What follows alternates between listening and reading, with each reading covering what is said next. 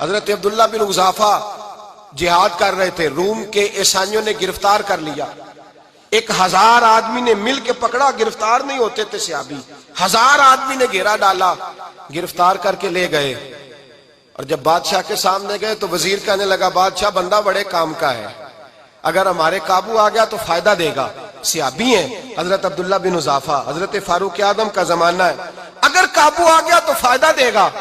بادشاہ کہنے لگا کیوں، کیا خوبی ہے؟ کہنے لگے ہم 1000 آدمی تھے، یہ اکیلا قابو نہیں آ رہا تھا، 1000 آدمی تھے، اگر ہماری فوج میں شامل ہو گیا تو بہت بڑا جرنیل ملے گا۔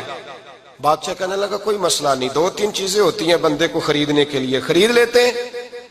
بادشاہ کہنے لگا عبداللہ جتنی دولت تجھے چاہیے میں تجھے دے دیتا ہوں، میرے لشکر میں آ جا، معاذ اللہ اسلام چھوڑ دے۔ حضرت عبداللہ بن حذافہ کیا فرماتے ہیں؟ فرماتے ہیں بڑا تو بیوقوف ہے، میں نے دولت کمانی ہوتی تو مدینے میں بیٹھ کے تجارت کرتا، میں دولت کمانے نہیں نکلا، میں تو رسول اللہ کی رضا کمانے کے لیے نکلا ہوا ہوں۔ دولت کمانی ہوتی تو کسی مارکیٹ میں ہوتا، میدان میں آنا تھا، شہادت ہے مطلوب مقصود مومن، نہ مال غنیمت نہ کشور کشائی، یہ دولت تو لونڈی ہے رسول اللہ کے دروازے کی، یہ تو پیچھے پیچھے پھرتی ہے نبی پاک کے غلاموں، یہ کمانی ہوتی تو میں کسی مارکیٹ میں ہوتا، میدان میں تھوڑا ہوتا۔ عبداللہ بن حذافہ سے دوسری چال چلی، کہنے لگے میاں عہدہ جو تجھے چاہیے، میں بادشاہ ہوں، میرے نیچے جو عہدہ تو کہے گا وہ تجھے مل جائے گا۔ حضرت عبداللہ بن حذافہ کہنے لگے شاید تجھے پتہ نہیں میری تعریف کیا ہے، شاید تو جانتا نہیں میری تعریف کیا ہے۔ کہا صاحب کی کیا تعریف ہے؟ کہنے لگے میں رسول اللہ کا صحابی ہوں، اور کائنات میں سب سے بڑا عہدہ مصطفیٰ کے صحابی ہونے کا عہدہ ہے۔ صحابہ وہ صحابہ تھے جن کی ہر صبح عید ہوتی تھی، خدا کا قرب حاصل تھا، نبی کی دید ہوتی تھی۔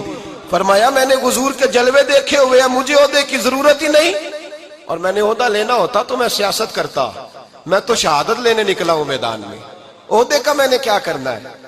اب بادشاہ کہنے لگا اسے قتل کر دو۔ وزیر کہنے لگا نہیں، ایک بات اور ہے، مجھے ایک چال اور چلنے دو۔ کہا وہ کیا؟ کہنے لگے میری بیٹی بڑی خوبصورت ہے، مجھے موقع دو، اپنی ہی بیٹی کو سجا بنا کے، وہ جوان جس کی جوانی اتنی بڑی ہے کہ 1000 آدمی مقابلے میں کھڑا نہیں ہوتا، اس جوان کے کمرے میں رات کی تنہائی میں بنا سوار کے بی بی کو بھیجا۔ وہ بی بی کہتی ہے میں ساری رات بن سور کے اس صحابی کے کمرے میں بیٹھی رہی، لیکن یہ کیا شخص تھا، ساری رات ہی مسلح پہ بیٹھا رہا، ساری رات ہی، کچھ دیر تھک جاتا تو یہ کریم رسول پہ درود پڑھنا شروع کر دیتا۔ بی بی کہتی ہے سحری ہو گئی تو میں نے چھو کے دیکھا کہ انسان ہے کہ جن ہے، یہ بندہ ہے کہ فرشتہ ہے، چھو کے دیکھا۔ کہنے لگے پیچھے ہٹ جا۔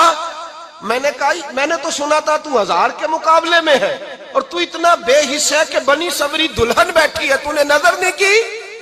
عبداللہ بن حذافہ، بی بی کہتی ہے نظر پھر نہیں اٹھائی، نظر پھر جھکی ہوئی ہے۔ کہنے لگے بی بی میں مجبور ہوں، اب میرے اوپر کوئی حسن نہیں چلتا، میں نے جلوہ بدوحا کا دیدار کیا ہوا ہے، اب میری نگاہوں میں جچتا نہیں کوئی، اس لیے کہ جیسے میرے سرکار ہے ایسا نہیں کوئی۔ کبھی بھی اب نہیں کسی کا میرے اوپر جادو چلتا، میں نے مصطفیٰ کو، اور کہا ذرا پیچھے ہٹ کے بیٹھ، مجھے میرے رسول نے غیر محرم سے بچنے کا حکم دیا ہے، ذرا پیچھے ہٹ کے بیٹھ۔ سحری کا وقت تھا، وہ بی بی کہتی ہے اس نوجوان کے جملے میرا سینہ چیر گئے، کلیجہ پھٹ گیا، چیخ نکلی، میں کفر کے عالم میں روئی۔ میں نے کہا مجھے بتا تو صحیح، آخر یہ جذبہ کہاں سے ملتا ہے، آخر یہ روشنی تو میں نے دیکھی نہیں، کہاں سے آتی ہے؟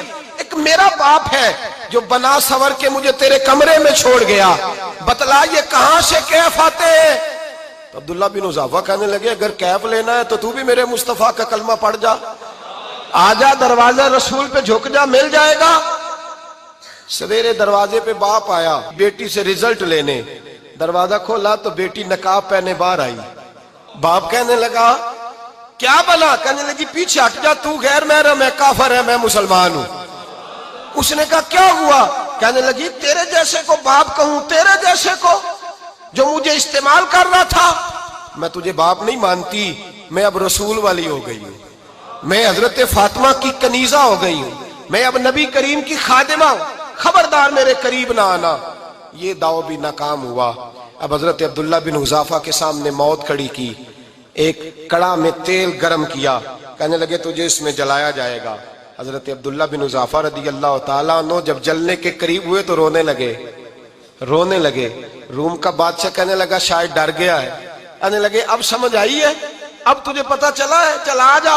حضرت عبداللہ بن حذافہ کہنے لگے تو کافر ہے، تیری کافروں والی سوچ ہے، اس لیے نہیں رویا کہ موت سے ڈر گیا ہوں، میں تو اس لیے رویا ہوں کہ ایک جان ہے، وہ نبی پاک پہ قربان ہو رہی ہے، کاش رب مجھے 1000 جان دیتا، میں ساری مصطفیٰ پہ قربان کر دیتا۔